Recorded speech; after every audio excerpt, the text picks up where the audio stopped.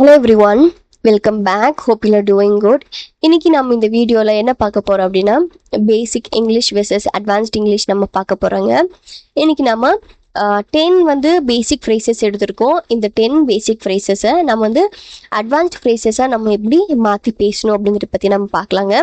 இப்போ வாங்க நாம without any further delay let's get started with the first phrase. முதல் ஃப்ரேஸை பார்க்குறதுக்கு முன்னாடி ஃபர்ஸ்ட் நான் தமிழில் ஒன்று சொல்கிறேன்.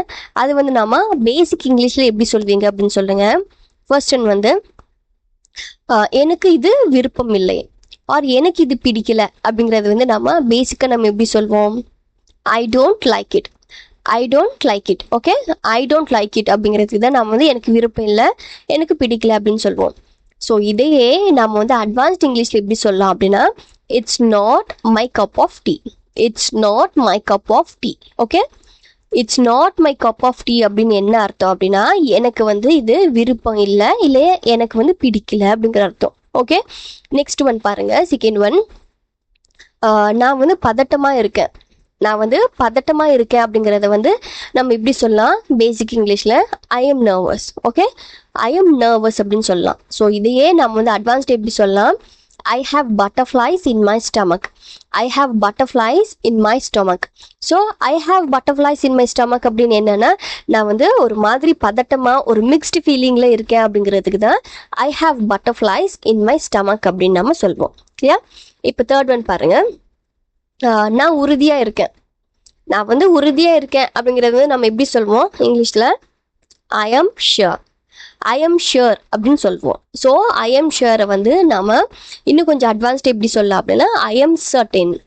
ஐ am certain. So I am certain அப்படின்னு என்னன்னா நான் உறுதியாக இருக்கேன் அப்படிங்கிற அர்த்தம். ஓகே, நெக்ஸ்ட் பாருங்க. நான் ஒப்புக்கொள்கிறேன். நான் ஒப்புக்கொள்கிறேன் அப்படிங்கிறத நம்ம பேசிக்காக எப்படி சொல்லலாம்? I agree. Okay, I agree அப்படின்னு நம்ம சொல்லலாம் பேசிக் இங்கிலீஷில். ஸோ இந்த ஐ அக்ரியை நாம் இன்னும் கொஞ்சம் அட்வான்ஸ்டாக நம்ம இப்படி பேசலாம் அப்படின்னா we are on the same page. We are on the same page. We are on the same page அப்படின்னு என்னன்னா நான் ஒப்புக்கொள்கிறேன் அப்படிங்கிற அர்த்தம். Okay, we are on the same page அப்படின்னா நான் ஒப்புக்கொள்கிறேன் அப்படிங்கிற அர்த்தம். நெக்ஸ்ட் பாருங்க. அமைதி கொள். அமைதியா இரு அப்படின்னு நம்ம சொல்வோம் இல்லைங்க. ஸோ அதை நம்ம எப்படி சொல்லலாம்? பேசிக்ல calm down. Okay, calm down அப்படின்னு நம்ம சொல்லுவோம். ஸோ அதையே நம்ம அட்வான்ஸ்டாக எப்படி சொல்லலாம்னா take it easy.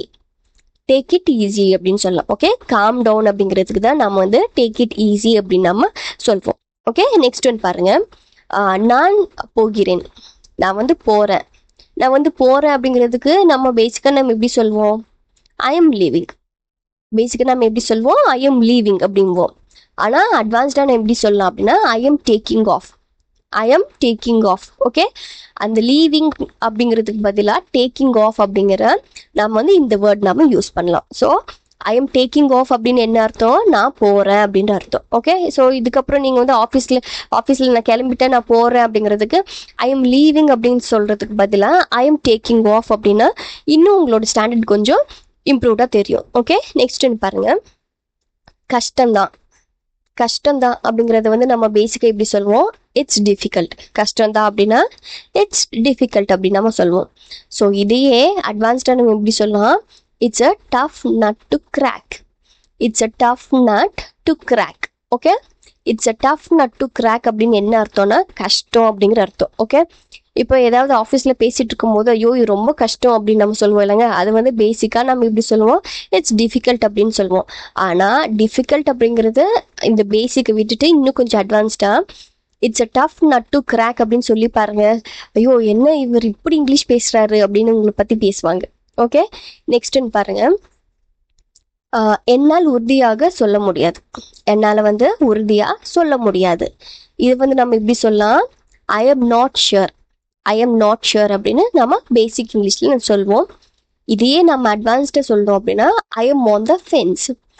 I am on the fence. I am on the fence அப்படின்னு என்ன அர்த்தம் அப்படின்னா என்னால் உறுதியாக சொல்ல முடியாது. ஓகே, இப்போ யாராவது உங்ககிட்ட கேட்டாங்கன்னா ஐயோ என்னால் அந்த விஷயத்தை உறுதியாக சொல்ல முடியாது அப்படிங்கிறதுக்கு ஐ எம் நாட் ஷுர் அப்படிங்கிறத இந்த பேசிக் இங்கிலீஷை விட்டுட்டு நீங்கள் I am on the fence அப்படின்னு இந்த ஃப்ரேஸை யூஸ் பண்ணி பாருங்கள். I am on the fence. Okay, next பாருங்க. நம்ம வந்து ஒருத்தருக்கு வாழ்த்துக்கள் சொல்லுவோம். ஓகே, வாழ்த்துக்கள் வாழ்த்துக்கள் எப்படி சொல்லுவோம்? குட் லக் அப்படிம்போம், இல்லாட்டி ஆல் த பெஸ்ட் அப்படின்னு சொல்லுவோம். ஸோ இந்த good luck, all the best இதெல்லாத்தையும் விட்டுட்டு இந்த அட்வான்ஸ்டாக நம்ம இந்த ஃப்ரேஸ் யூஸ் பண்ணி பாருங்க. பிரேக் அ லெக்.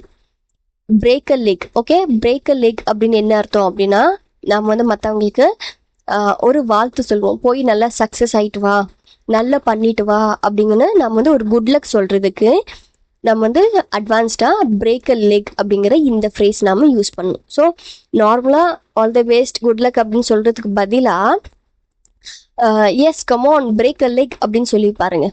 ஓகே, பிரேக் அ லெக் அப்படின்னா நீங்கள் வந்து மற்றவங்களுக்கு வாழ்த்து சொல்றதுக்கு நாம பிரேக் அ லெக் அப்படிங்கிற இந்த ஃப்ரேஸ் யூஸ் பண்ணலாம். நெக்ஸ்ட் ஒன் பாருங்க, கவனமா இரு. கவனமா இரு அப்படிங்கிறதுக்கு நம்ம வந்து பேசிக்காக எப்படி இங்கிலீஷில் சொல்லுவோம்? Be careful. ஓகே, கவனமா இரு அப்படின்னா பி கேர்ஃபுல். ஸோ இதையே நாம் இன்னும் கொஞ்சம் அட்வான்ஸ்டாக சொல்லணும்னா watch your step. Watch your step. Okay, watch your step அப்படின்னா கவனமாக இரு அப்படிங்கிற அர்த்தம். ஓகே, இங்கே ஒரு பள்ளம் இருக்குது, கொஞ்சம் கேர்ஃபுல்லாக நடந்துட்டு வா அப்படின்னு நம்ம சொல்லுவோம் இல்லைங்க. ஸோ அதுக்கு பதிலாக நம்ம வந்து வாட்ச் யுவர் ஸ்டெப் அப்படின்னு நம்ம சொல்லலாம். ஓகே, வாட்ச் யுவர் ஸ்டெப் அப்படின்னா கவனமாக இரு அப்படிங்கிற அர்த்தம். And yeah, that is all for today. இன்னைக்கு நம்ம பார்த்த இந்த பேசிக் இங்கிலீஷ் வெர்சஸ் அட்வான்ஸ்ட் இங்கிலீஷ் உங்களுக்கு ரொம்ப யூஸ்ஃபுல்லாக இருந்திருக்குன்னு நினைக்கிறேங்க. இந்த மாதிரி இந்த அட்வான்ஸ்டு ஃப்ரேசஸ் வந்து நீங்கள் டே டு டே லைஃப்லேயே நீங்கள் வந்து யூஸ் பண்ணி பாருங்கள். உங்களோட இங்கிலீஷ் ஸ்டாண்டர்ட் இன்னும் ரொம்ப இம்ப்ரூவ்டாக தெரியும். அண்ட் இதே மாதிரி நெக்ஸ்ட் வீடியோவில் பார்க்கலாம். Until then, thank you, happy learning.